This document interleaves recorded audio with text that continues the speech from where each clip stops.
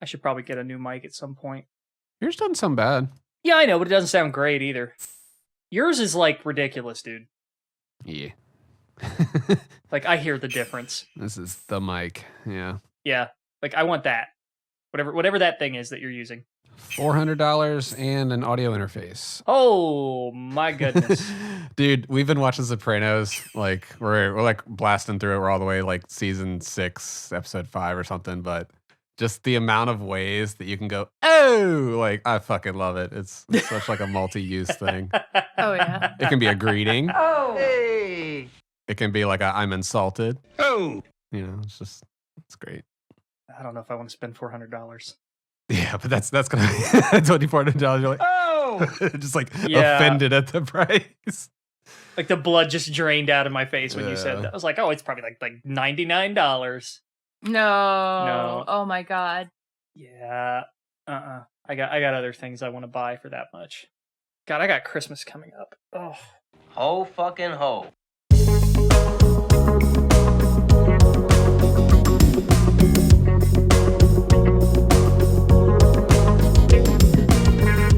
Hey, I'm Fingers. Yo, it's Apache Smash. Hey everyone, this is Days Ahead. And I'm Nitroid. You're listening to the Kojima Frequency.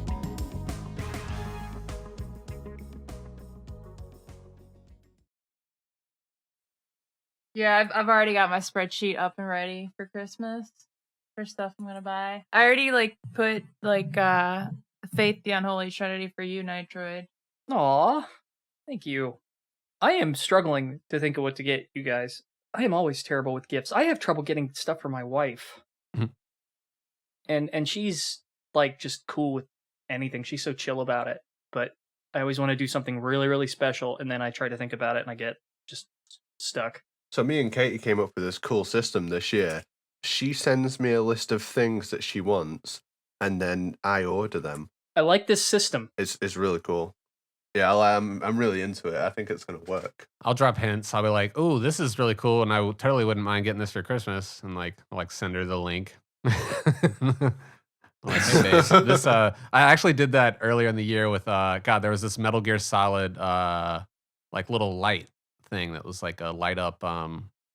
It said like it was like the jamming, sign that sits up in the corner. Oh yeah. I was like, oh, that'd be a cool gift to get.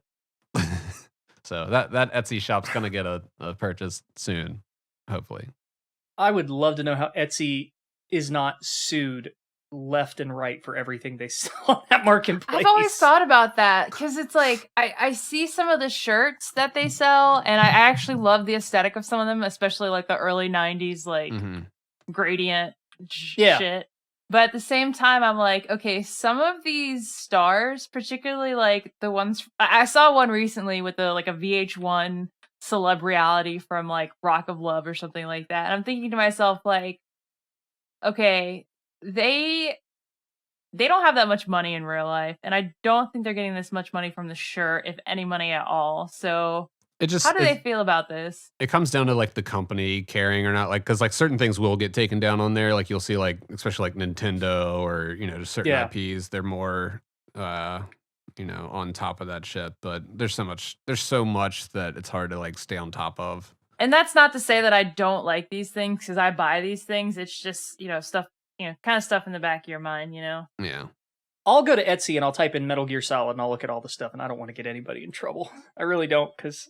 Yeah, I love it when people are like, yeah, I'm an independent craftsperson on Etsy. I make Ghost Babel cartridges. Yeah, that's literally on my screen right now, is the Ghost Babel cartridge, but it's like right beside like a collection of MGS shirts for like $19. Oh yeah, the shirts, and there's like over 2,000 sales, and it's just game art slapped on a shirt. If you see someone posting about how they bought Ghost Babel and it's obviously a fake cartridge, don't say anything. They're playing Ghost Babel. Just leave them alone. Just, you know what I mean? It's like if you see someone shoplifting or whatever, just leave them alone. God, there's tons of bootleg shirts. Wow. Oh, it's ridiculous. And then you got like some of the cooler replica stuff. Like this guy's selling a replica of the boss's Patriot for $130. It looks like it was 3D printed. Yo, so someone sent me a picture of theirs. They bought it, and it looks so cool. if I bought that, I'm going on a list. You know what I mean? I can't buy that in the UK. but I was streaming MGS3 a while ago, so someone sent me someone was like, "Hey, click this link." I'm like, "Whoa, I've been in this position before. I'm not clicking that link." I see it. Yeah, it looks tight. Lots of eye patches. It's always funny though as you're scrolling because you will see literal gears made out of metal. Eye patch $5, Metal Gear Solid eye patch $15. Right, and it looks nothing like it. Yeah. Getting flagged down by con security to put not really a weapon tag. Priceless. The one that drives me crazy though is if you look up police knots, because people will sell the fan translation that was free, and like we know the guys who worked on that, so I always get annoyed when I see that. Yeah, it's so weird, like the like display case thing, where it's just like, there's a game inside of a frame. I don't this get person that. did a metal. This person did a Metal Gear print with a memory card inside of it for $31. Wait. Okay, link me to that. I want to see Live that. chat. Yeah. Oh, there's like a company in the UK, and they make like What is games. No, that's what fucking Taylor Swift did with her like last album. Just put that bitch in a vinyl in a frame. I mean, some of it, like shit like that is cool, but I don't know, just like when it's a fucking memory card, it's like, what, Right. what are we doing? And it probably doesn't even have Metal Gear on. It's just like one Crash Bandicoot save or something. Dude, that would be fucking hilarious. Psycho Mantis ain't reading this shit now. Can't check my memory card if it's behind glass, motherfucker. There's definitely some cool shops out there that make some cool replica stuff though, like Zanzibar Land. That guy, shout out. I like He's Zanzibar Land. He makes great like patches, and I've got like an Outer Heaven flag sitting right behind me. So I feel like so much shit has happened since this happened, but like I remember like Kojima's podcast, the episode with Geoff Keighley about rumors. We were just like, oh yeah, this is gonna be right for the episode. And there was so much more that happened since then. But in any case, it's still been sort of in the back of my mind and somewhat cathartic, given our general themes and trends for this show. Kojima debunking rumors. I mean, just inject that directly into my veins. So for anyone who doesn't know or for some reason listens to our podcast but not Kojima's, which is actually very flattering, thank you. The Geoff Keighley was on Brain Structure, and what but the cynical part of me wants to say is a promo for the Game Awards, which we'll get into later. The Geoff's answer. Yeah, but the whole premise of the episode was for Kojima to go through, him and Kojima to sort of go through, these different speculations and rumors about Kojima, the ones that we always hear, and figure out, or Kojima verifies, is this true or is this false? And it had a lot of funny moments and zingers, I will say. It was kind of wild to hear him directly address the abandoned rumors. Yes. So one of the big ones was abandon. He was just like, I have nothing to do with that, but he was pretty positive about it, all things considered. I tried to write this quote. I hope it's right. If not, I'm sorry. But I think he said something like, I'm really rooting for them. Like, if you create, I think this is like not verbatim, but if you create something good and share it with everyone, they will learn the truth, that being, the truth about Abandon, that it's not a Silent Hill or Kojima game. I think that's maybe what you should do.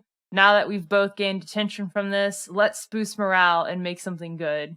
Which kind of feels shady, but at the same time, like, kind of has that, aura of Kojima positivity. Yeah, low-key finish the game. I hadn't even considered the shade aspect of it. I'd always seen it as positive. It's like, here's that fucking attention you ordered.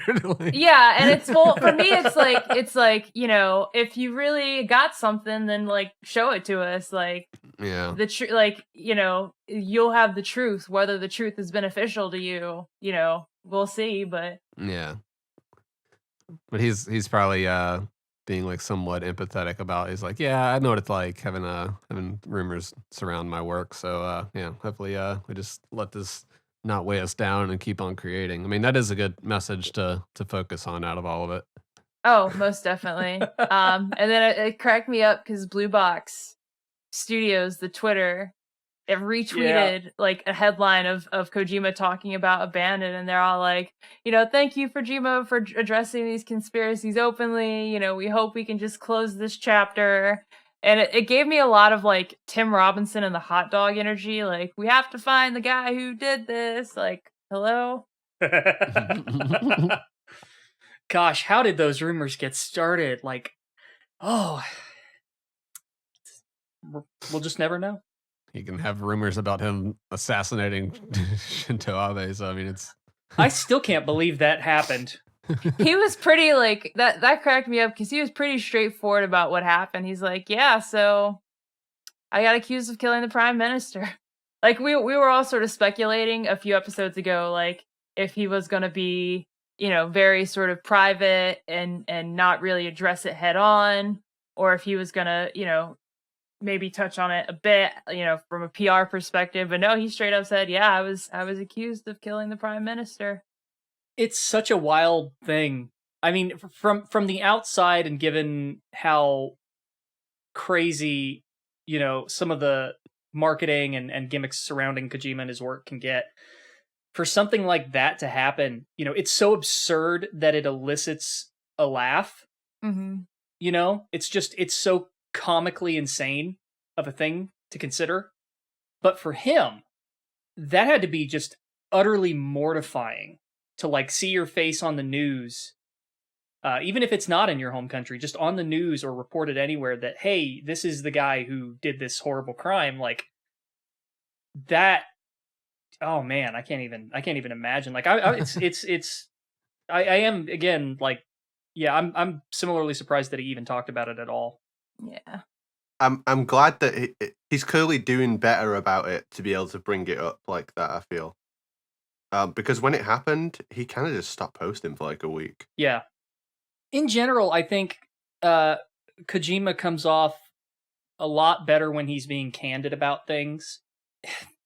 I don't want to go off track here, but Kojima used to be a lot more open about just not just things that he liked, but about his life and his feelings and the way the industry worked. And then as he got more popular, he sort of closed off about that stuff and started sharing more about like his thoughts on movies and music and media and things like that instead. You think that's what his podcast is kind of like an answer to like kind of bring that side back a bit? A little bit, yeah. That episode felt like, how Kojima used to talk about things. It's funny that you mentioned that, it feels like old Kojima, because one of the things that he did say, it was cracking me up, it was cracking everybody up, was like, every single day from all over the world, I get messages saying, hey, make a new Metal Gear, or PT, or Boktai, or Zone of the Enders. I take this as a positive thing, but as an adult, everyone should know this isn't going to happen. Grow up. Stop trying to make fetch happen. It's not going to happen. And of course, the people who think that stuff's going to happen immediately saw Kojima saying that as a sign that it's going to happen. Oh yeah, and then of course, like the publications. Not all publications that did this, but I saw a few that I've seen do this before. Like they took bits from the podcast and sort of made headlines, like Kojima says this about PT, Kojima says this about working with other studios, which one of the things he did talk about, by the way, was that, he's on good terms with other studios, but would absolutely not give up his independence. Which is good, yeah. Yeah, I totally understand that. That's great. So, yeah, of course, like, people took, like, bits and pieces and made it, each of it, its own article, including but not limited to, some of the publications that published some of these rumors in the first place. You have to wonder, too, if it, like, what effect it has on the relationship between the studios and the press.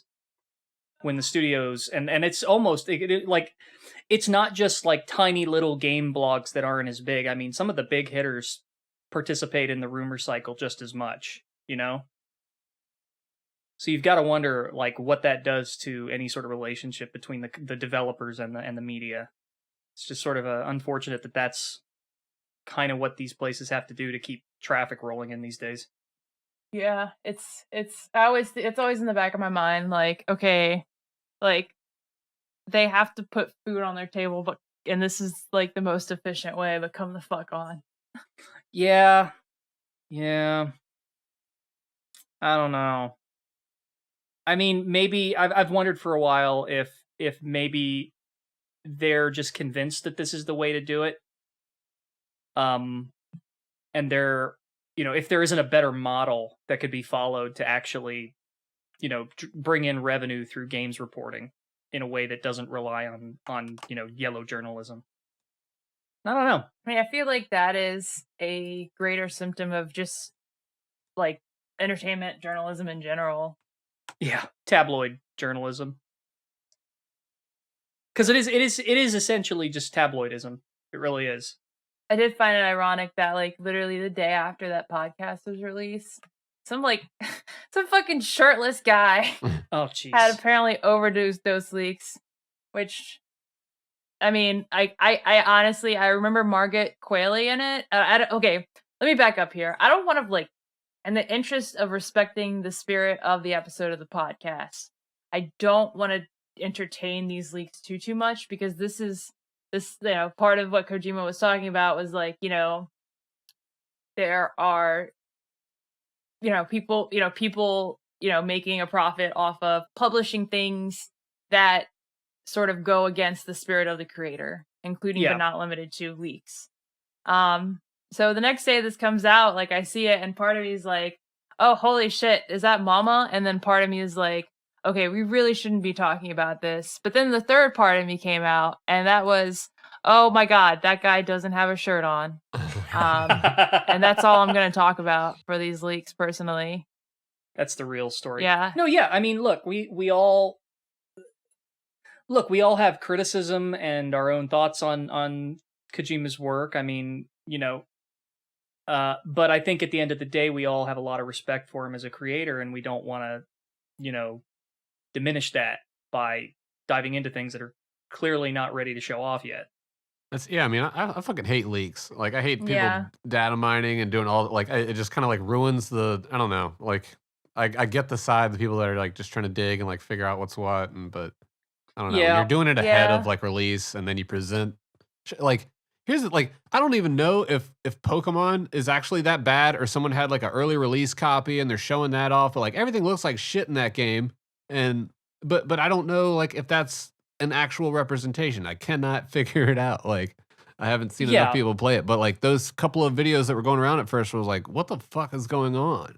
But that wouldn't be fair if that's like a pre-day one patch version, or whatever it is. So I don't know. I hate leaks. Well, yeah, it's what gets amplified are the most extreme aspects of something, not necessarily what the truth is. And so when all you see are the extremes, that's the impression you get. It's either extremely good or extremely bad, depending on which channel you're turned to, I guess. And on the other side of it, like I just, with Cyberpunk, like all I saw at the launch with that was like everybody like, oh, it's unplayable. Look at all this shit. And like I played through that on a base PS4 with hardly any issues. Like I had like 2 freeze ups. Like, but like other than that, like I didn't have any of that the T posing or any of that shit happen. It's kind of anecdotal and per person with what kind of glitches and bugs you're gonna get, but that kind of looked like consistent with the Pokemon stuff that what I had seen. So I don't know if that's pre or actual like version 1 gameplay that we were seeing in those videos. Yeah, it's gonna change from person to person. On the same note of just sort of these skewed perspectives and leaks and things like that, I really think it's funny when someone who is either behind the leaks or anybody who's sort of participating in getting the leaks out there or is responsible for breaking the story or something. I always love it when I see them say something like, I don't know why you're mad at me. I'm just doing my job as a journalist. I'm just getting the information. Like, dude, this is a video game. You ain't Edward Snowden, okay? Like, right? You're not working for the NSA. I fucking said that to one of them one time who blocked me. I was like, he was like talking about like hiding his sources or some shit like that. Yeah, I remember that. You're like, it's video games, bro. Dude, I was like, dude, these are electronic toys and art. Yeah, like that's what you said. Yeah. this isn't fucking Watergate. Like, and I mean, like your context is far more justified than when I said it, Nitroid, because you're talking about straight up like, compromising the actual content rather than just kind of spreading rumors about it. Right. And it is actually that's a great way of putting it, because it is in some ways actually compromising the content of the game, because the way Kojima plays with media and advertising and it's all tied in together. So for somebody to kind of come in and expose that and break the, just to open it all up before it's even ready to go, kind of destroys part of the game experience in a way. It would be like if when MGSV was being made and advertised, if someone was just like, oh, it's a body double. They show the like face creation screen. You're like, like, or just like, revealed right off the bat. Yeah. Like, and I'm not talking about like little things leaking on forums. I mean, like, you've got this stuff coming out on like major game outlets, and I just don't like it. Yeah, they won't. They'll publish about it, but they won't for good faith. They'll tell you all about it, but they won't show you where to get it. And then all it takes is a Google search. Yeah, this isn't government corruption. You're showing something that you probably saw on some dude's, screen when he was watching a Slack that he wasn't supposed to be in. Yeah. Anyway. Also, put a fucking shirt on. Fucking getting all kinds of leaks that we weren't expecting. Like, realize you're in the shot and your reflection is like right there. Like, dude, how do you have access to this shit, but you don't know how to record a video off your PC? Yeah. Why are you doing this with a camera phone? What is this? Need to interview that guy and just ask him nothing but clothing related questions. Just ask him about like the width and height of his nipples. Can we do our first video podcast with him as a guest? Just him as an overlay. It's just us, but we're being watched by him. On the video, next burst transmission, dude. We got to throw him on top of us. I was gonna say on the video version of this, you gotta like flash in a few frames of like Fight Club it, yeah. Yeah. Oh man, I bet I could do that. I'm not shaming anyone, by the way. I don't look good through a phone camera video in the reflection of me in my monitor either. Oh yeah, I mean, a shirt. I wouldn't have given a fuck if like I don't mind nudity, whatever. I wouldn't have given a fuck if one, he wasn't trying to leak content against the artist's like consent, and two, I wasn't expecting a shirtless person in these video game leaks. Like, I'm not on OnlyFans, man. Yeah. My man looks like he's trying to sell a TV on Facebook Marketplace. It's like the juxtaposition of like the biggest story in a while presented in the tackiest way possible.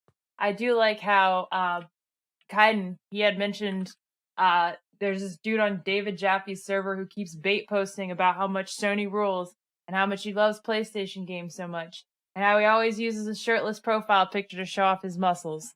That's great, the part about the muscles, but I wanted to focus more on David Jaffe because of God of War, and bait posting because of Geoff Keighley and his Game Award announcements, and like starting fucking fights again. Like, why are we fighting about the Game Awards, y'all?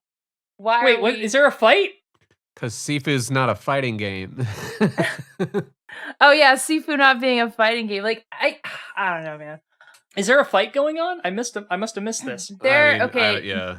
It's not a fight, but you know how like I think I say this every year since we've started recording. But there's this trend of like when the Game Awards comes out, there always seems to be some contention between the Game of the Year nominees, despite the fact that literally like the year before we all just, this is the cycle. Let me frame it like a cycle here. Okay. So what happens is Geoff Keighley announces the Game Awards nominees. And generally like there seems to be some sort of point of contention or conflict with them. that causes some ruckus on the internet. I believe last year was sort of like Ghost of Tsushima versus The Last of Us 2. Maybe, I don't know, last year or the year before. And then this year it seems to be, God of War Ragnarok versus Elden Ring. For a few reasons. One, because, God of War just came out like 2 weeks ago. And then two, there's this whole like sort of philosophical element of, what design philosophy do you prefer? Do you prefer, as we lovingly call it, the walkie-talkies, especially in the context of, God of War Ragnarok, which has been sort of criticized for like guiding people. Oh Jesus, I've been playing through it, and it's like it's so much. They need to put a chatter density meter in there to just like chill some of that out. And like Gene Park had written something about it, kind of calling it like a Western Final Fantasy, like where like you have these party members that are like always just talking and kind of guiding you through it, but like from like a gameplay thing where they're like, hey, you should hop up there and hit that lever and turn it to the right twice. And you're like, God damn it, dude, like solve the puzzle for me. It just, with a game like that, when it's pretty simple puzzles anyway, like they don't need that much guidance with it where it's, just pushing you through. It's not hand holding. It's like, it's taking your hand and like dragging you through it. You're just like, God damn, chill out. Why have they put Twitch chat into the game? Yeah. 2 points on that. One, Final Fantasy has only just recently started doing that crap. Yeah, and I think it's annoying them doing that too. Yeah, so that's, I don't know, like I couldn't stand that. God, who's the one in 15 that just like wouldn't shut up? It's all of them. Really?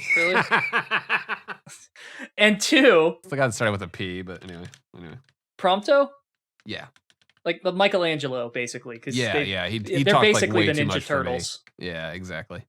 And two, I have not played it yet, but I have read that you can actually turn a lot of that off.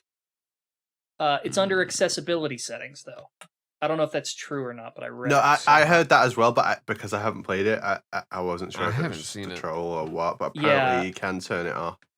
So, because I haven't played it, I'm not sure if that was just a joke I didn't get, or if it actually is an option that you can disable it. But, yeah. That might have been recently added too in a patch. I don't know. That is funny though if they added it, because I've watched videos of streamers and just laughing at how every 5 seconds it's like, you need to pull the lever. Why aren't you pulling the lever? Great, you pulled the lever. Let's go. Yeah. I wish they did it for like hidden objects and shit, like stuff that like actually mattered. They're like, hey, there's something shining over there. And you're like, oh yeah. And it's like what Dave said. It's so hilarious how diametrically opposed it is to Elden Ring's design philosophy, where it's like, you want to know what to do? That's funny. Yeah.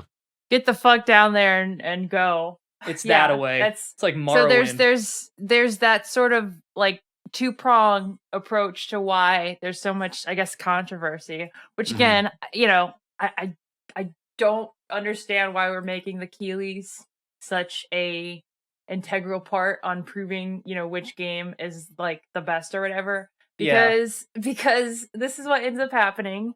The nominees come out, everybody fights, the award show happens, we all are going there for the announcements or whatever. But, throughout it, at the end of the day, it's still an advertising event. So like the Rock comes out, sells us something. Yeah. We're confused. Also shirtless. The Gillette razor comes out and then we're just like, what the fuck just happened? Keighley, goddammit. This could be so much better. Keighley puts out a tweet that's like, we want your feedback, everybody, da-da-da-da-da. We say the same thing. Everybody says the same thing, yeah. And then, we're just like, man, the Game Awards is so cringe. And the next year comes out, and we forget everything we heard and said before. Yeah, and then Keighley comes out with his nominees, and it all happens again. The cycle of life. It is kind of cool, though. I mean, some good conversations happen out of it. Like they were even talking about like just narratives in game, and like how God of War is, it's just telling the story throughout, whereas like Elden Ring has like narrative, but like you have to like piece it together through like environmental, storytelling and like slowly put together lore. And since it's so open world and like you can do whatever in different orders, like, you just have to piece it together. Whereas God of War is this linear story and just gotta use your brain. Yeah, it's more like a movie. here's my worry. With regards to how much importance is placed on who wins, I have to wonder, how much of the industry looks at the winners of these events and gets their design cues from it. Are they going to look at Elden Ring and think we need to do stuff more like that? Or are they going to look at God of War and say we need to do more stuff like that? And I mean, I realized that the winners are picked by I saw this on their website the other day. Somebody linked me to it. It was a breakdown of I think 90% of the vote is determined by the behind the scenes critics and 10% is the public vote. So your vote doesn't really matter that much. Oh man, it sucks. And so whatever they pick is pretty much already picked. So what is going into that to that decision, and how much influence does the result actually have on other game developers? If God of War wins, are we going to see more walkie-talkies? If Elden Ring wins, are we going to see more Souls-likes? I mean, does it actually have an effect or not? That's what I want to know. And are we going to see more cat games or not? God, I hope so. Certainly after Stray, I think we'll see more cat games. But God of War for Game of the Year, I'm sure the film inside the game is really good, but the gameplay looks like the most run of the mill. It is, shit man. I've ever seen. Yeah, we're stuck in this 7th generation type gameplay where it's just this is where I don't know. We haven't evolved. And I will say I think I didn't really care for the first God of War, the one on PS4 and stuff that just did this whole kind of rebranding. I didn't really care for that much, and just it's slower paced. Yeah. I love the original God of War trilogy. That they played so good, and they're just good beat 'em ups, whereas this has turned into something kind of different.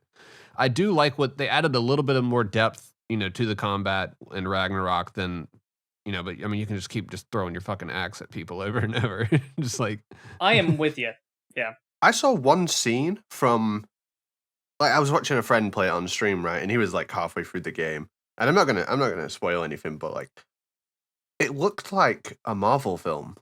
The cutscene that we're playing, it was like oh God, you're right. Endgame, right? It was really like Endgame. It was so weird to watch because I played the original God of War games back when he had a triangle for a head and the graphics were shit. And that just felt like the old God of War games felt like, do you know when Mortal Kombat tries to put a story mode into their games but they fuck it up? God of War felt like a good version of that. Man. Yeah. And now it's it's gone MCU. It really has. That's MCU. That is what's really informing storytelling across all media. I think it's had a major influence and not a good one. Yeah, I mean, I'm not even saying it's bad. I'm just saying it isn't for me. I don't like, as you call them, walkie talkies. I don't play those kind of games anyway. Yeah.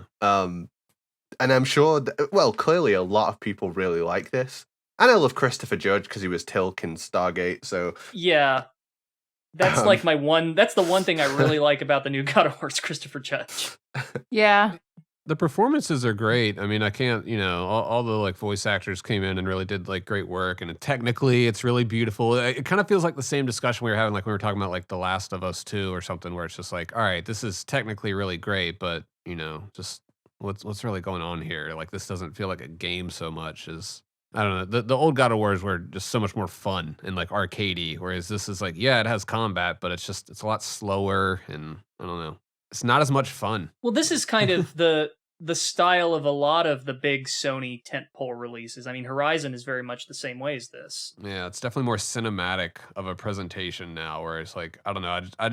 I like the different camera angles of the old God of War and just zipping around, and I don't know. I enjoy the new God of War. Don't get me wrong. I enjoyed both versions, but there was something incredibly jarring about going from that third person beat 'em up, it kind of shows you the arena as opposed to kind of focusing on Kratos, and then shifting to that third person over the view. Thanks Resident Evil 4 for keeping this trend up for exactly 800 years. I think that's definitely what it was. It's the switch to over the shoulder that just all of a sudden, it fucked up all the perspectives on everything. The camera never leaves my side and shows me this cool shot, of me fighting a goddamn Hydra. You know, like it's just like, nope, here you are. You're right here with Kratos. Or Atreus, which fuck those sections too. God, they're so annoying. Speaking of Atreus, everybody watch mid-90s. He's in that movie. It's great. It's really strange to talk about how cinematic these games are, and the problem with that, considering that that's one of the strengths of Metal Gear Solid, is how cinematic it is. But it gives you more freedom. It has, you know, like you said, sort of the camera angles pulled back, even when it is in the third person view. Like you can have a curated experience that still gives you enough freedom that you don't feel like you're on rails. You know, just moving from one set piece or cutscene to the other, which is weirdly enough kind of how Metal Gear does it, but it doesn't feel like what God of War feels like. Because I'm with you. I played the original, but I got, you know, I didn't even finish it. I couldn't. It just bored me to tears. Yeah. It's just like, okay, you've had your gameplay bit. Okay, here's the next bit of the movie. Yeah. Walk slowly to this thing so that we can trigger the next part of the thing that you're in that you have no control over. And two, I think every enemy encounter in that game has just been like not challenging. Like I'm not playing on like the hardest of. I'm sure if you crank it up all the way, you know, and you get overwhelmed by enemies, but just like every engagement just feels like, oh, I can overpower this guy. Like they're not going to block this or do anything to like fight smart. You know, I can just wail into these guys and pretty much button mash and get out of every situation, which is, you know, kind of how the old God of War was, but like it felt a little more snappy and just like it mattered, like, you know, if you blocked or countered at the right time. I don't know. This gives you a lot more leeway in combat, so it just makes it kind of dull. So was there actually some drama between Geoff Keighley and David Jaffe? No. I was just bringing up David Jaffe because, you know, he was the original creator of God of War. So right. Kaidan's tweet or Kaidan's message on live chat served as a great segue, I felt. I gotcha. But on that note, I will ask, you know, do you think that, going back to my point, I felt a little bit like, you know, that rumor episode was very much like a kind of also a promotion for the Game Awards. So with all that being said, you know, what level of DEF CON, Kojima DEF CON, do you think we'll see? Yeah, because is the Game Awards the last event of the year? Yeah. Yeah, for the most part. It kind of feels too like since the leak has already happened, like he might as well like come out and show a little bit. Might be that actual leak that has already came out, maybe. I don't know. What if Overdose? And this is me pulling shit out of my ass. What if Overdose is the phantom pain to whatever the fuck Who Am I is? To whatever the fuck Who I Am is you know, Metal Gear Solid 5, if that makes sense. Like, you remember he just showed like Phantom Pain? He just showed Phantom Pain at the Game Awards and everybody was like, oh, look at the shapes, look at the tile shapes on the floor, that's Metal Gear related. But the intention was that it was sort of like disconnected. So you think Overdose is possibly a Death Stranding 2 related thing, is what you're saying? Or? Absolutely not. But if you want to get into my idea, like conspiratorial mind, yeah. Yeah, gotcha. I don't know. And also, one of our friends and fans, Token Flip Guy, is going to be there. So if there is a Kojima DEF CON that's above like a 4 or a 3, I think he'll get a picture. He'll get a picture. Yeah. Well, no, it's the other way around because 1 and 2 are the high. Like it goes reverse. Higher the number, the lower the severity level. Well, I'm trying to remember what level was Kojima showing up at the awards. I thought it was 1 3. And 2. Just 1 and 2. Yeah. Okay. So like, for some reason, I thought 3 was like shows up but doesn't say anything. That's a virtual. I gotta write this down. Yeah, we really need to make a grid on this. It's virtual, but has a product, not game related, but has a product to show off. Yeah, That's DEF what it CON was. 2 is virtual, but has something new, and DEF CON 1 is he's there, he's showing it. Yeah.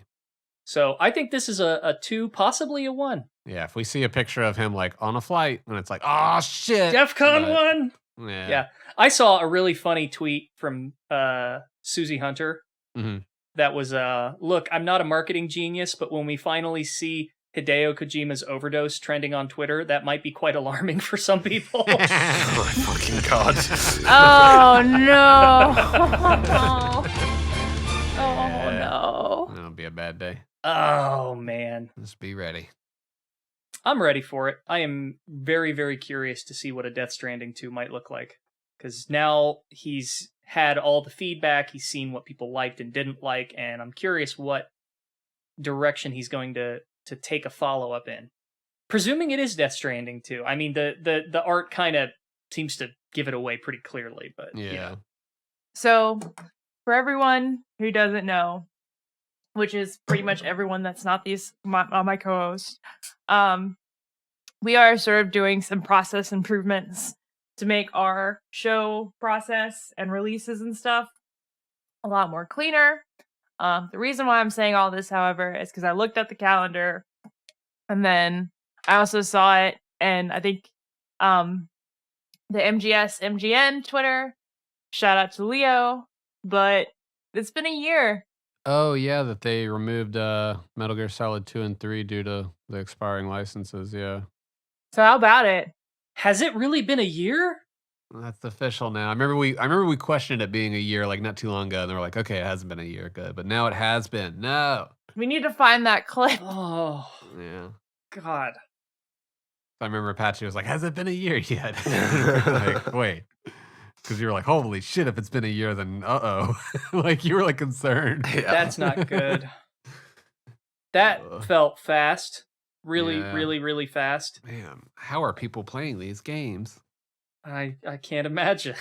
It would be, I mean, there's torrents of ways to play them, but Did you see that Weird Al tweet, by the way? yeah, that's what I'm referencing. People asking him how to see his movies. Yeah. Yeah, I can't believe it. People asking him how they can see the movie in a country it's not been released in. He's like, have you heard of piracy? That's fucking amazing. We are legally obliged to say that we do not in any way condone piracy. Like Weird Al's music is like definitely dated. It's definitely dated, but he hasn't. I don't think he's ever like gone out of touch. Like he's still able to do this whole like social media game, even now in like 2022. It's really cool to see. Yeah, he's probably one of the most consistent creators. Period. You know? Like if you go back and look at his old work and you know the way he presents himself and his general style of humor and everything, and look at him now, the difference is the mustache. That's it. Yeah, it seems pretty consistent. I know all the words to all his songs. Some days I wake up and they're stuck in my head. So Nitroid, how's that blue check mark? This motherfucker paid for Twitter. Yeah, it's funny. Can you like turn off? Like, is there an option for you to like? Because I don't know, they Nope. haven't brought it back. Nope. Can you like take off your payment? Oh yeah, I can. I mean, I can turn it off anytime I want. Well, I mean, okay. Let me specify. So I wanted to see how it worked, and I was curious if it would actually boost my traffic, and I wanted to see if the edit button was actually decent. And so you basically get it for 1 month, and as far as I can tell, it doesn't that check mark, you're stuck with it for the month. If you stop paying, yeah, it'll go away, but you can't like hide it or anything. Like, let me pick my own custom emoji for that. That would be funny. Yeah, it's funny that it basically just does nothing. You know?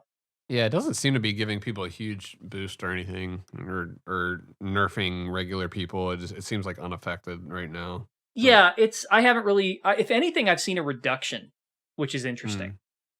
And I have to wonder if that's a result of just poorly tuning the algorithm, or if it's just because so many people are like ban listing people with paid check marks. No, I think interactions like down across the board. I don't think Yeah. posts are getting pushed in the same way that they used to be. Yeah, there's definitely a change. And I'm trying to sort of like piece together how it all works. It's like I'm taking my time to sort of like itemize it out. I've gotten some kind of crazy like promotions and promoted tweets. I got a love guru the other day, and I was like, "Where's Wendy? Where's my girl Wendy?" What? Yeah. She was talking about like I forget. I have the screenshot somewhere. It is nice to be able to upload large videos. I'll say that. I saw a I funny was gonna account. ask, like, yeah. I saw a funny account that just uploaded the entirety of like I think it was Fast and the Furious, Yeah. like the whole movie, just in a Fuck it, sequence here of you go. tweets. I mean, that's like they've had. This is why this whole thing has been really stupid for me. It's because like you've had like Twitter Blue, which was like these perks, like premium type level thing, and then you have verification, being the check mark, and then all of a sudden he's like, hey, what if we just combine that and then made it so it didn't even matter, and anybody can just buy it, and it's like, well, wait, now you've just converged these two systems that don't really have anything to do with each other, and you're just giving these people all of a sudden just like, I don't know. My whole answer to it has been like it should have been two separate things. Put a check mark and then like a plus sign if they have Twitter Plus or Premium or whatever the fuck you want to call it. But Yeah, something like that. As a product manager, which I'm sure everybody's sick of us, I understand. This thing makes me like have like stress farts. Everything the way that this has been managed, like it's too much for me to witness. I'm just trying to sort out like what the actual best answer to this would be. Working in software development, it's not always obvious what is actually going to solve the problem. Right. That's where the product managers come in, dude. Yeah, and like it's okay. So like, what's the goal here? Is it to cut? If the goal is to cut down on bots, then I kind of get the logic of making people pay for a check mark, but that's not necessarily going to do it. You're going to put a barrier there, granted, but yeah, you're not going to have like hundreds of accounts doing it like as eagerly, Yeah. sure. But someone will drop like $8 for the lulls, like Yeah, There's all these people paying for follower like bots, and like we're in this Exactly, new yeah. age where they'll say, oh, $1,000, for 50,000 followers on Instagram, like that'll make me look bigger. Go for it, yeah. Like, and that's what sucks is like you are competing against that nefarious of people that are just like saying like, oh, I don't give a fuck, I'll do that, And going to the scam part is like, I feel like, $8 is a barrier, but for some scams, folks are going to do the math and they're going to figure out, hey, having to Right, pay $8, after being banned for X amount of days or X amount of months, that's just the cost of doing business. I'll still get like, X $100 a month, scamming the And this people who is- still fall for it. And this is where I was thinking that like the way to solve this might be to, okay, so as I understand it, the way they handled verification prior to this was on sort of a case-by-case basis. There were something like 200,000 to 300,000 verified Twitter users. It's not a lot in comparison to their total number. So that's a lot of users. and some people could buy into that too. You could apparently pay like around $10,000 to get that verified. Yeah, thing, yeah, like if you just knew somebody that was shady enough to do it. It was Which is kind really of off lame, yeah. What you normally have to do for a verification thing these days, which is like you have to show them a news site if they're like, because like I tried it on like Instagram the other day, and just and like they were like send 2 verified like news links that are talking about you.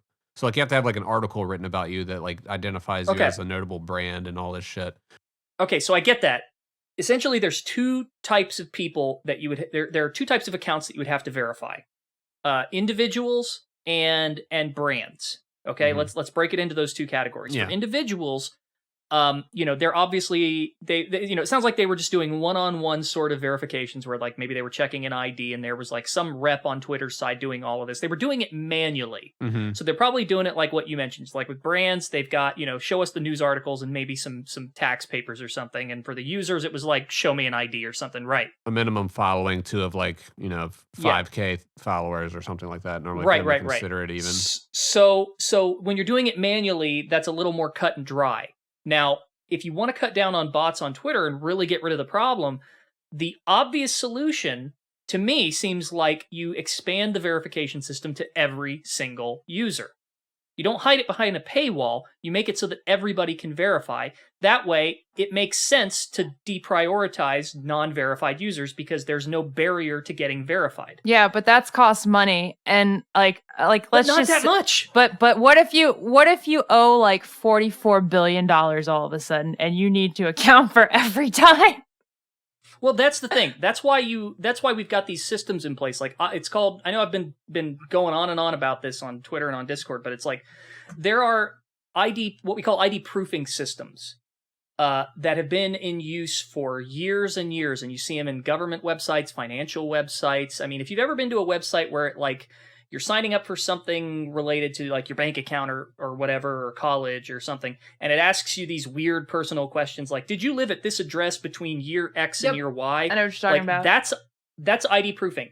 Now, that information does not go to the place you're actually wanting to use. It doesn't go to it wouldn't go to Twitter. Twitter wouldn't have that information. It goes to a separate organization.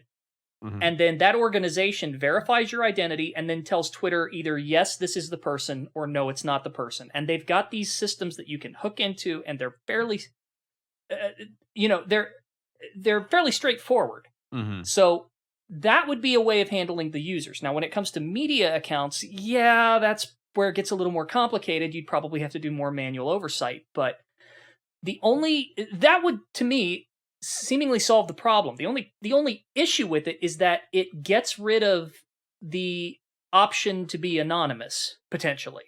Yeah. And, depending on your opinion of this, anonymity on Twitter can be a good thing or a bad thing. So, pick your poison, I guess. But this current approach doesn't really make a whole lot of sense to me. Yeah, I think maybe like a one-time payment to verify yourself, like to cover the cost of doing that, but not a monthly thing. That doesn't make sense for me. That for like once you're verified, you should stay verified.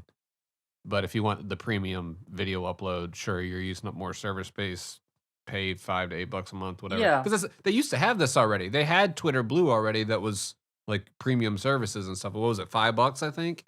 Yeah, it was like $4.99 or something, and it was mostly just the video stuff and getting like free access to news websites without ads and things like that. And I think it would actually probably help their bottom line. I mean, obviously I can't see their books, and I'm not a business major or anything, so take it for what it's worth from a layman here. But it seems to me that if you could put something like this in place and essentially guarantee that bots are not going to be able to exploit the platform, that would be of huge interest to advertisers, which is where Twitter gets most of its revenue.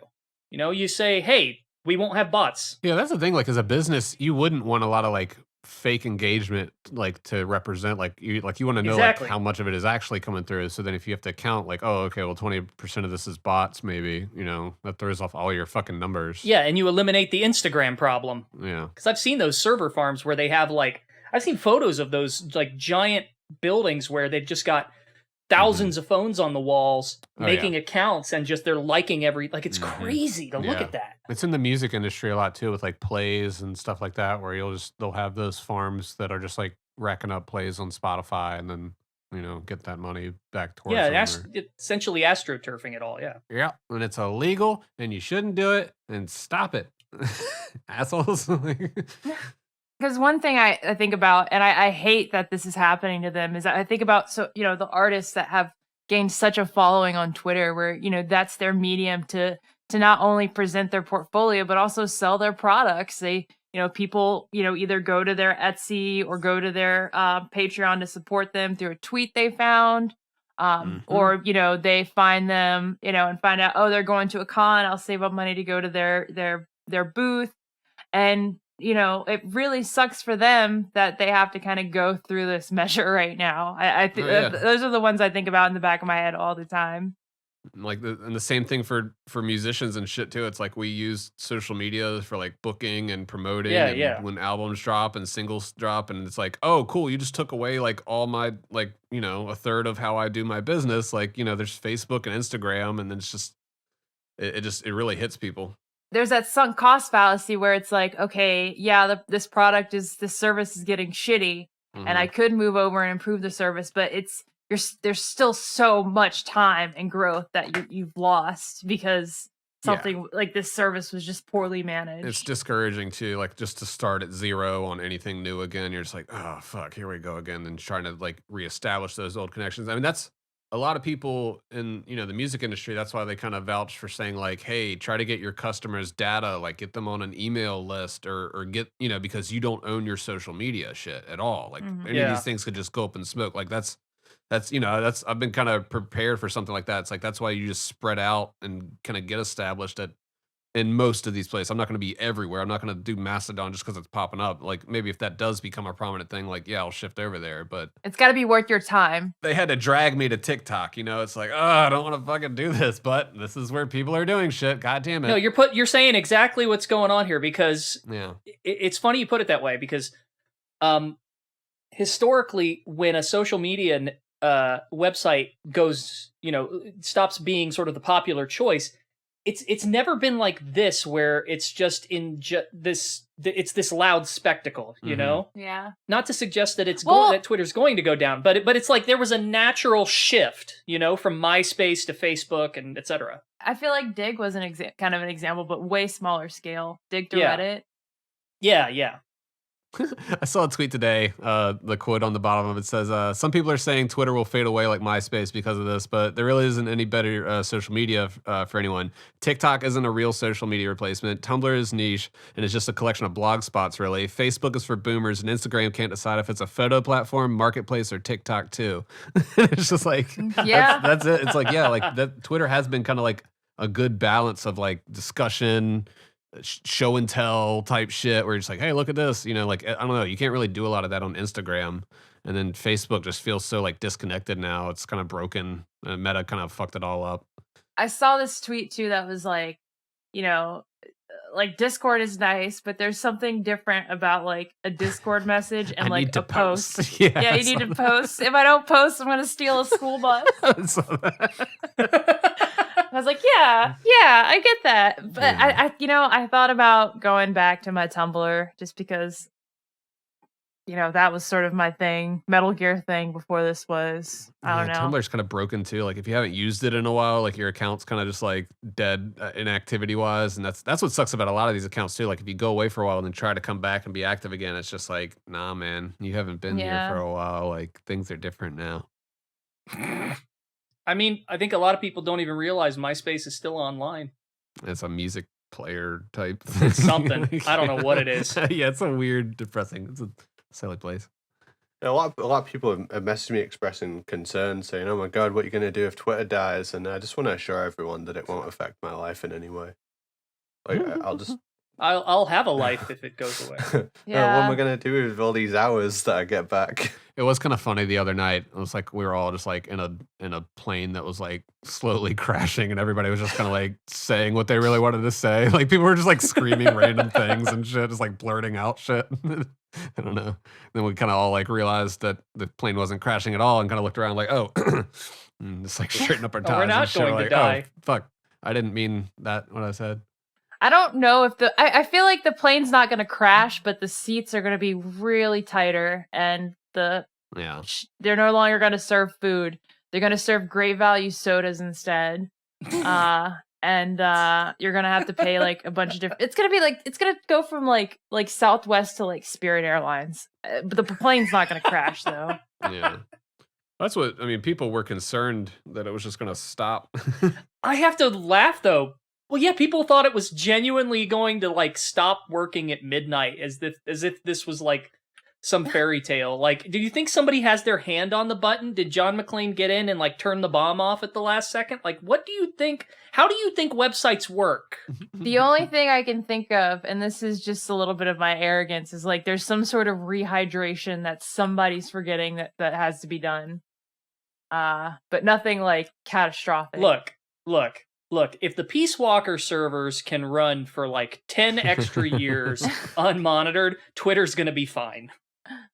It does seem to have like enough stuff going, internally that it'll just keep on rolling as we do stuff. Yeah, and I think that whole story really did sprout out of the people saying that the Twitter office like had closed, and then people were like, "Oh no, Twitter's closed," and it was just this weird thing. But hey, we all got our link trees out, right? All right, we're good. Pretty much. I knew it wasn't going to close imminently. I was just having fun. It was one of those things too. It's like, hey, I'll get a couple more Instagram followers from this. It's fine. I'll do the bit. Yeah, that was a nice benefit to it. I don't know. The whole thing is just surrounded by so much like conjecture and hostility that I'm just waiting for the dust to settle. I See mean, what's actually to be going on. fair though, they kind of brought it on themselves. A little bit, yeah. Yeah.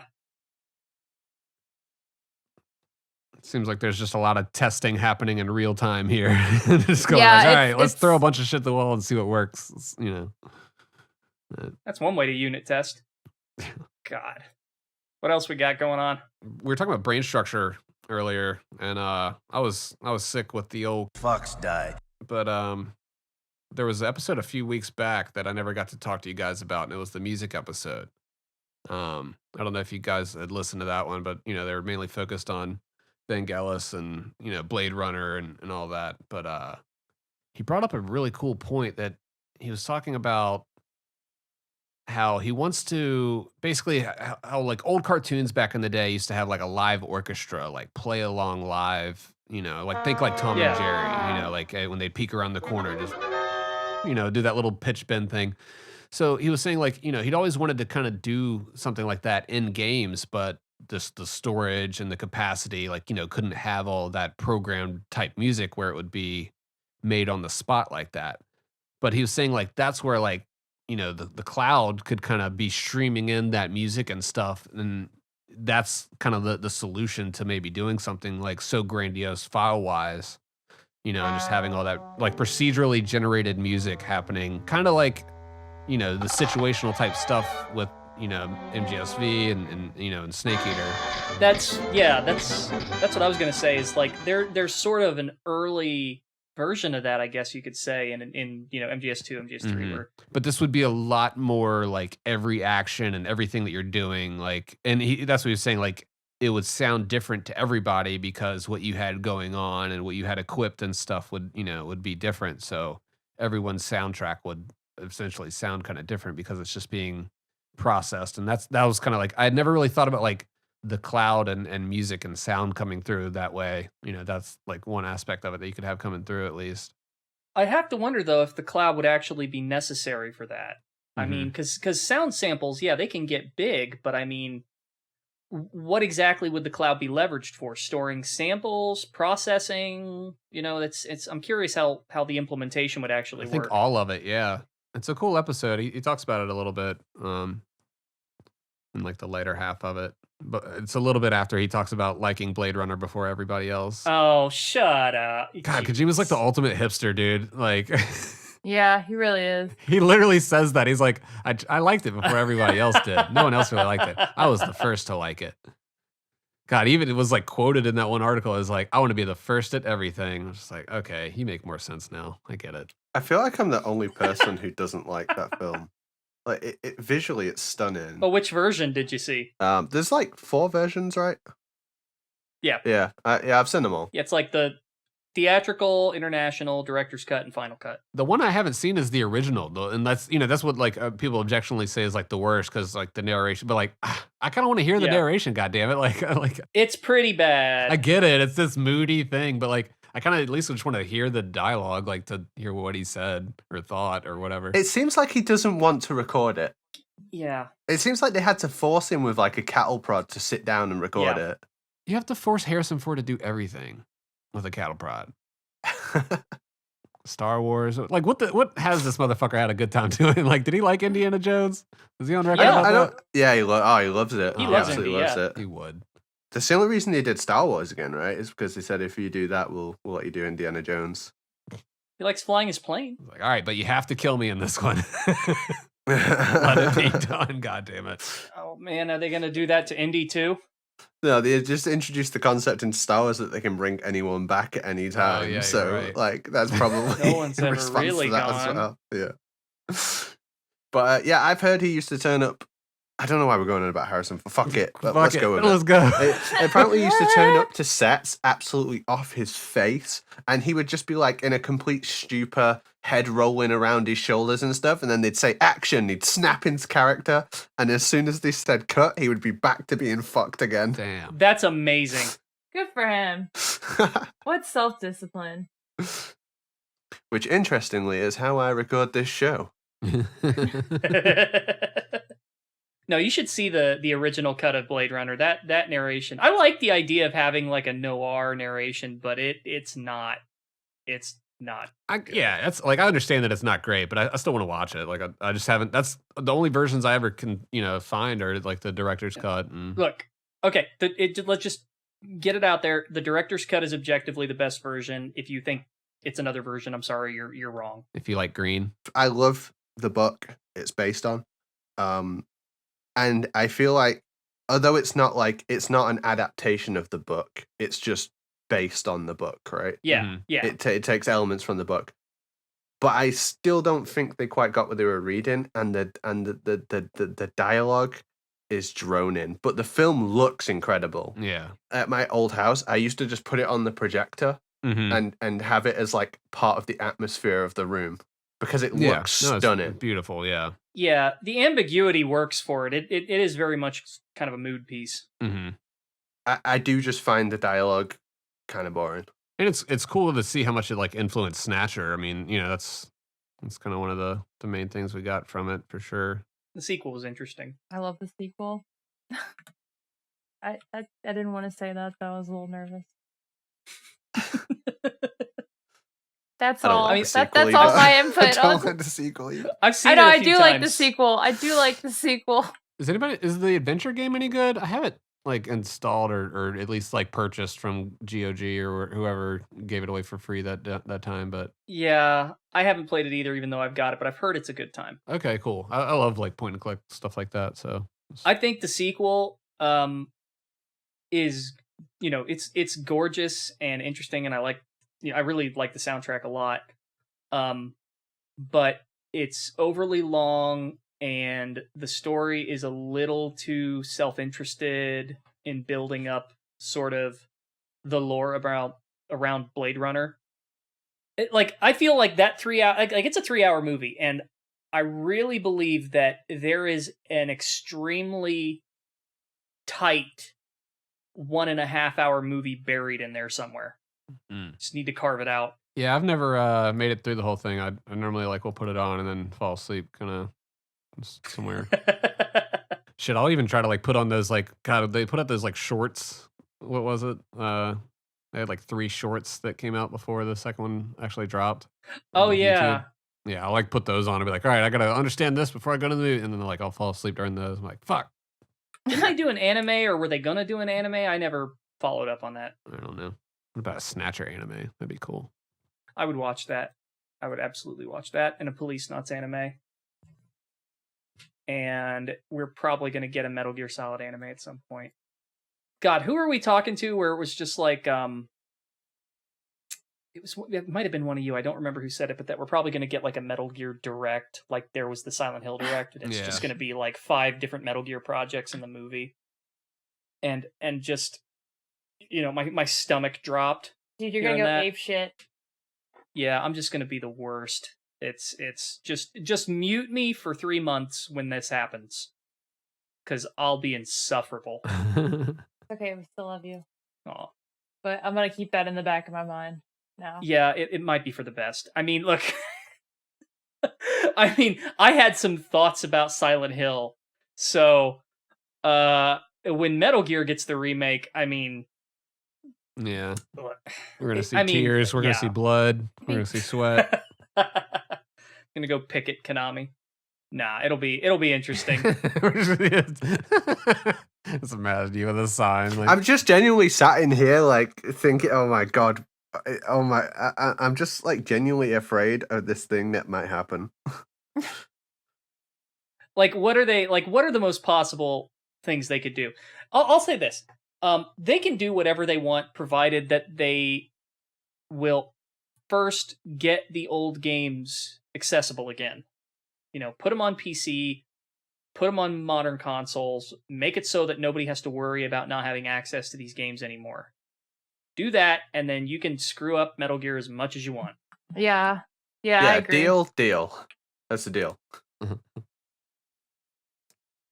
Yeah, we need to get that on modern consoles. Well, God, have you seen that thing running on like RPCS3? Yeah, dude. Holy shit, that looks so good. So they finally hit sort of a threshold recently where the latest Ryzen chips on the most recent builds of RPCS3 will actually maintain 60 frames a second in MGS4 at 4K through that one bottleneck alley, like the road that you go through in Act 1 where the explosions are going off. Like that is that is like one of the major bottlenecks for performance in the game. Yeah. Like in the actual game, it'll drop to 19 frames a second. And even up until recently in RPCS3 with like the most powerful hardware you could buy, it would drop to 40 frames a second. But now it has finally gotten to a point where like they can maintain 60 throughout. So and it looks amazing. It looks good. It looks so good. Yeah. This is the problem I have with that game is because you play these sections and it feels like shit and it looks like shit and it just felt like just a step backwards. That shit running at 60 is how it should have looked when it came out. Yep. And if you couldn't run it at 60, then I'm sorry, you can't do what you tried to do with that section. That explosion, you can't have it. You can't just put it in there and say, oh, well, it just drops to 17 frames a second for a moment, but it's fine. No, it isn't. The way you said that. Exactly. But that's why they nerfed the performance for MGO2. They actually had to turn off a lot of the effects so that they could get 16 players in at the same time. And that game still struggles. So like with the fan servers, they dialed the effects down even more, you know, to make it more playable on emulation and on console, which I'm not sure I agree with, but like I get it, you know. It actually does make it playable. You can play MGO2 on lower end PC hardware, but the single player game, you know, throw some money at it. Yeah, I mean, there's going to come a time in the future where I can get my hands on that and I can play MGS4 in 60 FPS, and I'm going to love it. I already know I am. I'm so excited for that. You might not even have to buy the most powerful hardware. I mean, eventually this stuff's going to come down in price and be more accessible anyway, but a lot of it still has to do with optimization, and MGS4 has a lot of room to improve on that. So some of it's going to be better hardware, but some of it's just going to be them tacking away at the problem with the emulator. Mm-hmm. Yeah, I'm just going to play it on Daze's computer. Yep. Looking forward to it. By the way, Apache got into MagFest. Hell yeah. Hell yeah. MagFest speedrunning event. Congratulations. The best part is they give you the money for your ticket back. Fuck yeah. Nice. But yeah, it'll be different. My first in-person event in America. So I'm super excited for that. You're international now. Yeah. Apache Tour 2022. One location. in the DC area. One stop, one tour stop. It's cool seeing like, you know, fans just like steadily work on stuff and improve the games instead of the official, you know, companies doing it. Like you see with this the Silent Hill 2 enhanced edition. I, you know, obtained a copy of that, and yeah. Daisy, you know, like some of the differences with that. Do you know? I mean, a lot of it just kind of goes down to fidelity, right? You know, I can't break down exactly what they do. I could probably Google it and kind of look into it, but you know, things like widescreen support, you know, the audio, which is, you know, a staple in the Silent Hill 2 experience. They do some updates as far as the fidelity and as far as like sound direction.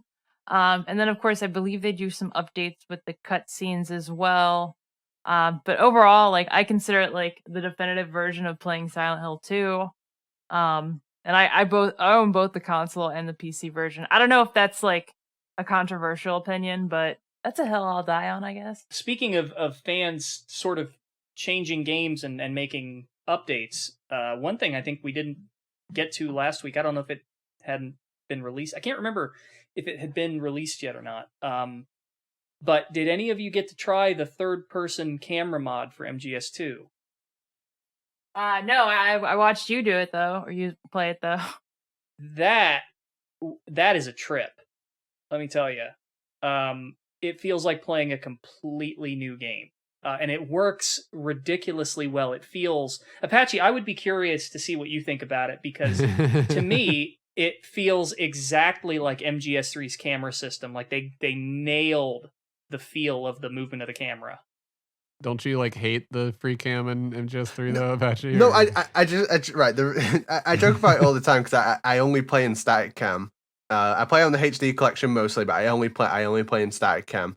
And the reason is because I move through the rooms the same all the time, Yeah. so Right, I need to right. get used to like It makes sense for runs, yeah. and the margins are so thin in Euro. Like it's almost like you're walking on a tightrope. You have to be on this exact line, otherwise you're going to get seen. Mhm. So if you have the 3D camera, where you push on the controller, like it fucks with your muscle memory. Yeah. And there are a lot of speedrunners who use the 3D camera, and like none of them are as good as me. So just use the static camera. Trust me, boys. No, I'm joking. Like You get like the consistency of movement, and like your right thumb isn't fucking up your angles and stuff of how you're traveling through rooms. Yeah. yeah, and like the 3D camera, like most people would think, oh, you use the 3D camera and then you can see everything. But I kind of already know where everything is anyway. Yeah. So I don't need to like put the camera over there to see there's a guard, and like I already know what that looks like. So I just don't really use it, and so it didn't really interest me. But I was making jokes about it, but I'm really glad it exists, and I've enjoyed watching people play the game with it. It looks really cool, and what he's managed to do on on a technical level to make the graphics stay high quality when you're spinning the camera around and stuff. Yeah. It looks looks incredible. It's just I don't personally have any interest in playing it. I love playing the game with the static camera. The next thing people should do is put the static camera into portable apps. Yes. That should be Yes. the next project. Yeah, that game does have a weird feel to it, like camera wise. Yeah. The only problem with that would be the way Metal Gear Solid games handle the camera is that you have sort of these zones, that the camera moves between. Yep. MGS3 is a little less controlled in this regard because the environments are so much bigger, so it just sort of follows you from above. Yeah, it But does, yeah. but in MGS2 and MGS1, more so MGS2, the camera's, moving to these more cinematic angles. They're very curated. It's like a series of surveillance cameras, and as you get out of view of one, it switches to the next one. pretty meta. Exactly. In 2, and yeah, in 3, it kind of just follows you through the room. Right. And that works better for 3 because, the environments are more wide open, whereas in 2, they're very enclosed and they're tighter. So you have to have those carefully chosen angles. And in portable ops, you sort of have those similar tight spaces, It's Yeah. somewhere in between it. So you would need to curate it more. You'd have to set up zones. Oh, it'd be a huge undertaking. Yeah, it'd be a huge undertaking. But and it would not garner as much attention as putting a 3D camera into MGS2. So it'd be a lot of work for less interest. It's so much work for absolutely nothing. But at the same time, someone should still do it. It would be really cool. I do think it's interesting to play MGS2 with the 3D camera because it sort of illustrates why that game is better off without one.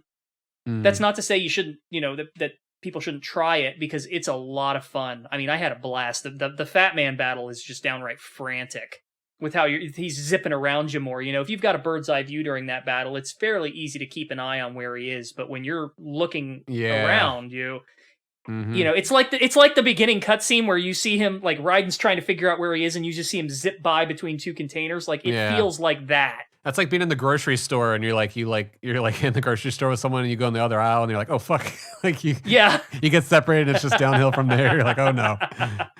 It's a lot of fun. This best illustrates my point. The fact that you would say that you would play like for years MGS2 with the static camera, and then you get the option of 3D and you think the game shouldn't have had this. Obviously we're not saying don't you dare download that mod and play with a 3D camera. That's not proper Metal Gear Solid 2. Oh no, you absolutely should try it. Yeah, it's great. Everyone should definitely give it a go, especially if it's something you're interested in. but that's the way I feel about 3. Yeah. Is like, Leave it. I don't think it needs I don't think it should Yeah. have the 3D camera. I think the static camera was part of the difficulty of the game, because the game would do, and also the presentation of the material. The static camera is how the game was built to be presented.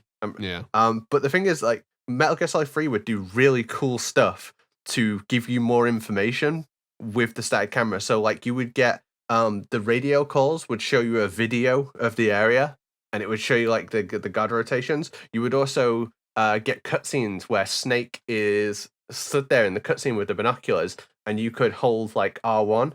Like for example, at the start of the end fight, you can see the entire area and plan out your movement from the word go before you even get control. You can have an idea of everything in the room and how it works. This is really interesting, and it's something I've wanted to talk to you a bit about for a while. It's interesting to see the different stages MGS3 went through, as there were like different iterations on how the camera and the movement's handled. So the original release of MGS3 with the static camera, I feel like there were some growing pains there for the series, where they tried to like expand the area out, and they give you all of the tools necessary to sort of have an awareness of the surroundings and the enemies in it and everything you need to do. The only fault to it is that it sort of messes up the pacing a bit, because in order to stay completely aware, you kind of have to stop constantly, so there's a lot of start, stop, start, stop, start, stop if you want to stay up to date with it. So like that was sort of the area where it was like, okay, there's something unbalanced here, but it's not exactly clear what. But then they bring in the 3D camera, and the initial impression is that, okay, well, this solves the problem, but now you're given almost too much awareness, and the game becomes a lot easier. Yeah, and I even think like it was kind of just tacked on extra as systems became better and could handle more. They were just like, oh well, we can just give you complete control of the camera now. But you can tell the environments aren't built to be looked at like that. Exactly, and that's what MGS2 reveals. Yeah, it was very apparent with watching Nitroid that, not that that's anything against the game, because you're not supposed to see it. Yeah, so it unbalances it in the opposite direction. And so, but I think if you're looking at like how unbalanced it is, the original camera system for MGS3 is less unbalanced than the 3D camera. What's really weird though is when you look at the 3DS version, because I feel like they take it to an even further extreme by adding in the portable ops mechanics on top of that, because now you can crouch walk as well. Yeah. And that just breaks it even more. So like, yeah, it's fun and it's interesting and it's worth trying, but it's also, from like a gameplay perspective, kind of broken. Yeah, I see the 3DS as just like, it's like if you've played the original game and you like it, this is kind of a silly version of it. Yeah. Yeah, exactly. Exactly. I don't want to call it like clown game, but it's not serious, right? You shouldn't say. It's not. Yeah. You shouldn't say, "Oh, you just finished Metal Gear Solid 2 on your PlayStation, right? Try the next one out, but play it on the 3DS." No one is saying that. Peak experience. It's the ideal way to play.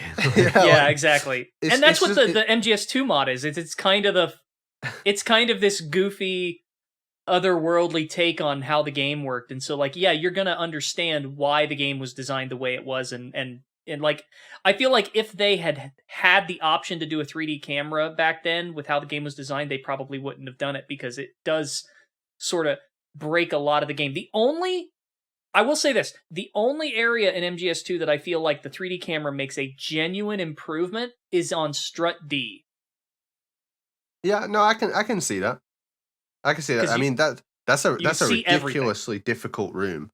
Yeah, it's the only one that wasn't really designed well for the static camera. It's like the oddest shape of any room in the whole game, because it is actually shaped like the strut. Where most struts, it's like a hallway. It's curated. You think about the strut where you meet Vamp, it's like it's a big rectangle. but the strut D which is the what the hell is the room called? Sediment pool. Yeah. It's just a weird ass shape, and it's got 2 floors in a game that has barely any verticality. There's like it gives you an extra whole ass floor underneath.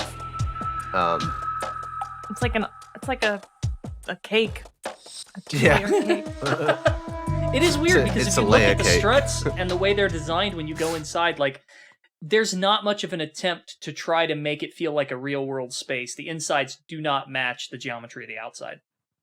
Yeah, it's a TARDIS moment as well, like constantly. Yeah, but that camera, yeah, you can see everything. It works fine, but it's a lot of fun.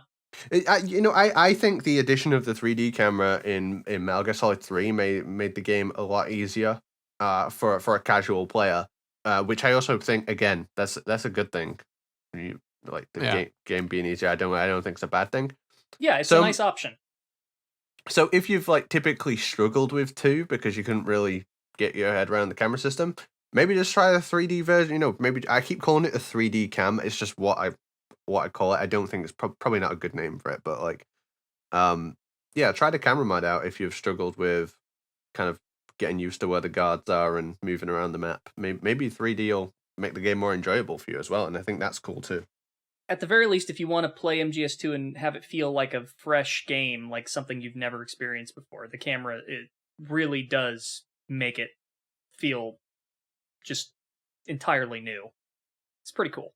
What I like most about that whole 3D camera mod coming out is that it's on the PC version, and more people are going to find out that the PC version runs really well, will run on a friggin' toaster. Because a lot of people have this false idea that the PC port is bad. It was when it came out, but then a guy fixed it. Like V has made a fix for the game to make it run. It runs on anything, any controller. It's the best version, to be honest. Low key. I wish there was an equivalent fix for the PC version of MGS1. Because there are some fixes, but they're still. I don't think you can fix the PC version. I think of MGS1. Metal Gear Solid 1 PC port is a fucking disaster. Yeah. The only reason just anyone should emulate play it at it that is point. yeah, exactly. Just play it on Duck Station because Duck Station is so good. Yeah, it's the MGS1 PC port is genuinely bad.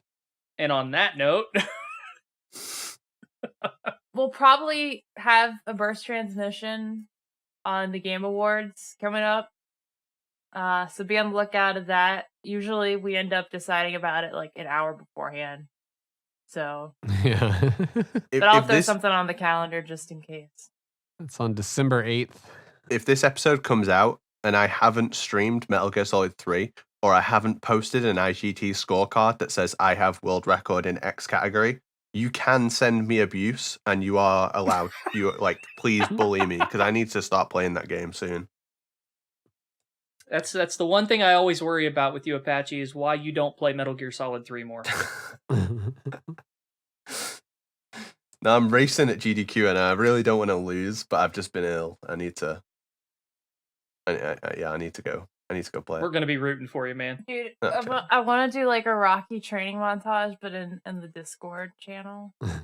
Doing Like, prep. the one that we spend like 14 hours on in a day. Yeah, doing pull-ups on the tree in The Snake Eater. Yeah. in Metal Gear Solid 3 Oh man.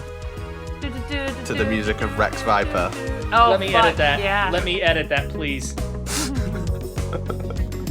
Oh, can you imagine us getting sued by Rex Viper for using one of their tracks? Yeah, that'd be interesting. I'd have to like frame the letter and put it on my wall.